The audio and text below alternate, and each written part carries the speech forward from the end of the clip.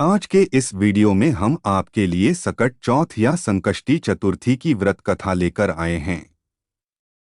पौराणिक समय की बात है, एक गांव में एक देवरानी और जेठानी रहते थे। जेठानी बहुत अमीर थी और देवरानी बहुत गरीब थी। देवरानी का पति जंगल से लकड़ियां काटकर शहर में बेचता था, लेकिन उसका स्वास्थ्य ठीक नहीं रहता था। दूसरी तरफ देवरानी जेठानी के घर का सब काम करती थी। इसके बदले में जेठानी बचा हुआ खाना, कपड़े इत्यादि सामान उसको दे देती थी, जिस वजह से देवरानी का घर चलता था। इसी प्रकार समय बीतता गया और एक दिन माघ का महीना आ गया। माघ के महीने में देवरानी ने तिल चौथ का व्रत रखा। थोड़ा सा तिल ला करके उसके तिल के लड्डू बनाए और उसको एक टोकरी में रख दिया। इसके बाद वह गणेश जी की पूजा करके जेठानी के घर चली गई और खाना बनाकर जेठानी के बच्चों से बोली कि खाना खा लो।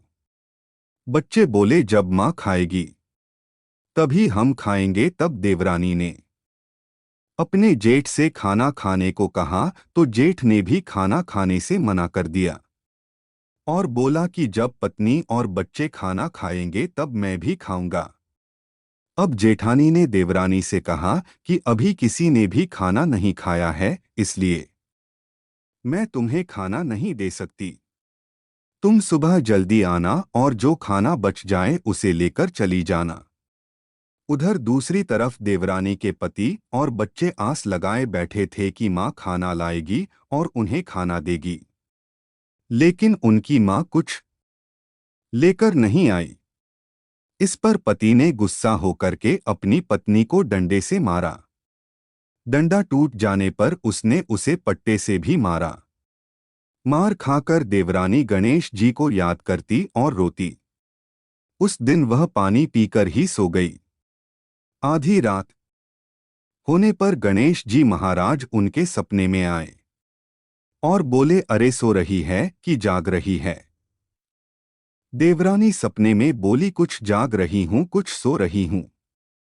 तब गणेश जी बोले कि अरे बेचारी, मुझे भूख लगी है, कुछ खाने को दे दो।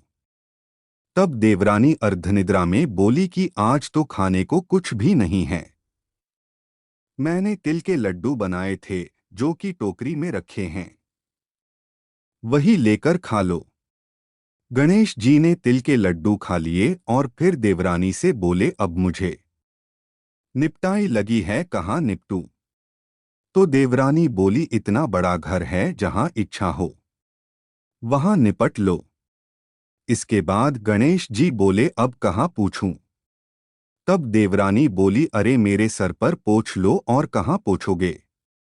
सुबह जब उसकी देवरानी की नींद खुली तब वह हैरान हो गई, क्योंकि उसका घर हीरे मोतियों से भर गया था। उसके सर पर हीरे मोती लगे थे। देवरानी बहुत खुश हुई और वह उस दिन अपनी जेठानी के यहाँ काम करने नहीं गई। जेठानी देवरानी का इंतजार कर रही थी, लेकिन वह नहीं आई। तब जेठानी ने अपने बच्चों को अपनी चाची को बुलाने भेजा और सोचा कि कल खाना नहीं दिया, इसलिए शायद देवरानी को बुरा लगा है। दोनों बच्चे बुलाने गए तो चाची बोली, बेटा, बहुत दिन तुम्हारे यहाँ काम कर लिया और बचा खुचा खाना खा लिया, अब तुम अपनी माँ को मेरे यहाँ काम करने भेज दो। बच्चों ने वापस आकर अपनी माँ को सारी बात बताई कि चाची ने क्या कहा, और यह भी बताया कि चाची का घर हीरे मोतियों से भरा हुआ है। जेठानी से रहा नहीं गया और वह दौड़ती हुई देवरानी के घर पहुंची और बोली, अरे देवरानी, यह सब कैसे हुआ? तब देवरानी ने मासूमियत से गणेश जी की रात की सब लीला बता दी। घर लौटकर जेठानी अपने पति से बोली कि आज शाम को आप मुझे डंडे से और पट्टे से मारना। तब पति ने मना किया, लेकिन जेठानी गुस्से से बोली कि नहीं, तुम्हें आज मुझे मारना ही पड़ेगा। तब पति ने उसको डंडे से मारा। इसके बाद जेठानी ने घी और गुड़ डालकर तिल के लड्डू बनाए और टोकरी में रख दिया और पानी पीकर सो गई। रात में श्री गणेश जी जेठानी के सपने में आए और बोले, भूख लगी है, क्या खाऊं? तब जेठानी बोली कि मेरी देवरानी के घर आपने तिल के सूखे लड्डू खाए थे, आप मेरे घर घी के बने हुए लड्डू खा लीजिए, जो वहां टोकरी में रखा है। गणेश जी बोले कि अब कहाँ निपटूं? तब जेठानी ने बोला, मेरी देवरानी का घर तो टूटा फूटा घर था, मेरे यहां तो पूरा महल है, जहां मन करे निपट लो। तब गणेश जी फिर से पूछते हैं, अब कहाँ पोछूं? तब जेठानी बोली कि मेरी देवरानी का तो गंदा सा माथा था, मेरे सर में तो चंदन का तेल लगा है, यही निपट लो।